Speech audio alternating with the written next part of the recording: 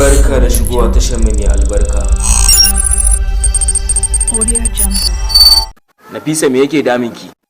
Ba damuwa jika. Na dawo kanka. Da kai da wane ne kuke so ku haɗa Umar Hashim mugunta? Malam Audu. Dan Umar Hashim ya zo gurin taro. Akan me zai yi bayani? Za a buƙaci Umar Hashim ya yi bayani akan mahimmancin hannun jari. Umar Hashim, kafin ka shigo za ka iya yi mana sallama? Assalamu alaikum wa rahmatullahi ta'ala wa barakatuh.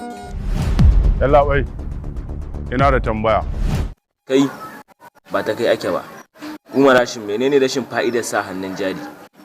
Rashin fa'ida shine maimakon ma'aikata ta ringa kasa da riba 100%. To ta dalilin hannun jarin fa? Riba za ta koma kashi 30% ne. Me ya faru ne na ganku a ciki? Akwai matsala.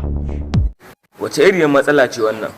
Za mu girbi sakamakon abin da muka aikata. Wayyo Allah. Kuma za ki bar shi yake?